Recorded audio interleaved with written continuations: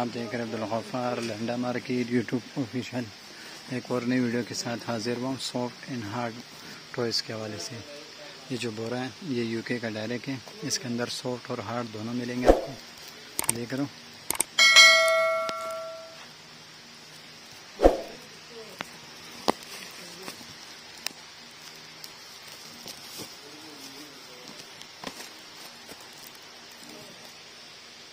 Soft and hard दोनों मिलेंगे इसके अंदर आपको। ये देख रहे हो लिखा हुआ है इसके ऊपर 77 kg का बोरा है। देख रहे हो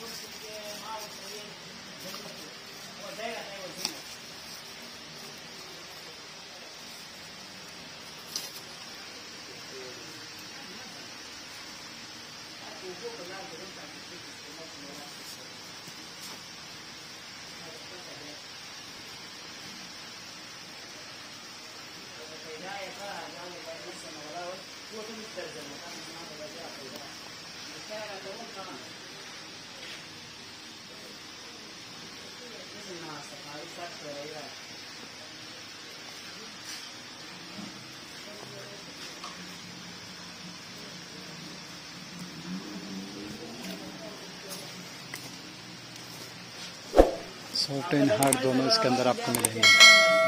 सॉफ्ट और हार्ड दोनों इसी बोरे के अंदर मिलेंगे आपको। यूके का डायरेक्ट है, वज़न भी मैंने आपको बता दिया इसके अंदर। देख रहे हो